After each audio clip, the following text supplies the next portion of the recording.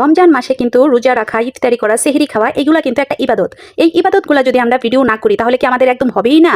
একদমই না। কারণ হচ্ছে আমি প্রথম থেকেই অনেকগুলো পোস্ট করেছি যে অনেকেই কটাক্ষ করেছে আমাকে যে ইফতারির টাইমের, সেহরির টাইমের ভিডিও যেন আমরা ফেসবুকে না দেই, কারণ এখানে অনেকেই অনেক রকম মন্তব্য করে এবং কি ইবাদত কিন্তু কখনোই ফেসবুকে দেখানো উচিত না। আমরা কি নামাজ পড়ার সময় কি নামাজটা কি ভিডিও করে দেখাই? এই নামাজটা মনে করেন যেমন আমাদের একটা ইবাদত বড় ধরনের, তো রোজা আর সেহরি ইফতারি কি ইবাদত না? আপনি যেহেতু কন্টেন্ট ক্রিয়েটর অবশ্যই আপনি রান্না বান্নার ভিডিও এখানে দিতেই পারেন।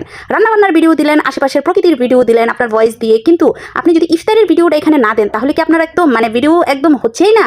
ইফতারের ভিডিও, সেহরির ভিডিও যারা দিচ্ছেন তাদেরকে আমি বলছি যে এটা কিন্তু একটা ইবাদত, আর ইবাদতের ভিডিওটা এখানে একদমই দেওয়া উচিত না। রোজার সময় যদি আমরা সারাদিন রোজা রেখে ইফতারের সময় আমরা কি খাচ্ছি এগুলো যে আমরা ফেসবুকে দিচ্ছি, এটা কি একদমই ঠিক হচ্ছে না। কিন্তু সবার কিন্তু একরকম সামর্থ্য থাকে না, কারোর অনেক কিছু কেনাকাটা করার সামর্থ্য আছে, অনেক কিছু রান্নাবান্না করার সামর্থ্য আছে, কারো কারো তো টেবিল ভর্তি খাবার থাকে, আবার কারো কারো একদমই কম। যখন আমরা ফেসবুকে এগুলা দেই, এগুলা যদি মনে করেন ওরকম একজনের সামনে যেয়ে পড়ে, তার যদি ওই খাবারটা দেখে মনে হয় যে আল্লাহ আমার ইনকাম বেশি থাকলে আমিও এগুলা কিনতাম, আমরাও এগুলা খেতাম, আর তখন আপনি তো জানেন না আপনার যে কতটা গুনাহ করছেন আপনি এমন একটা ইবাদত নিয়ে।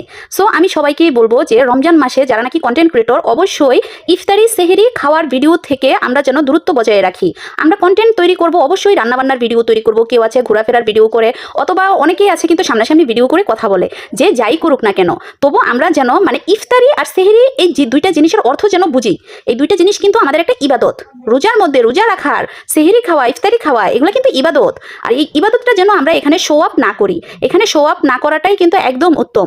আর অনেকেই কিন্তু এই ভিডিওগুলা ফেসবুকে দিয়ে থাকেন, আমি জানি না তাদের মন মানসিকতা কিরকম, কিন্তু আমি কখনোই এটা পছন্দ করি না। আমি না বুঝে একবার দিয়েছিলাম, একদম যে দিয়েছিলাম না তাই না, একবার আমি না বুঝে দিয়েছিলাম, সাথে সাথে আমার ফ্যামিলি থেকে কিন্তু প্রচুর রাগারাগি করেছে যে ইফতারির টাইমের ভিডিওটা তুমি দিবা না, কারণ হচ্ছে এখানে তুমি কি ইফতারি করছো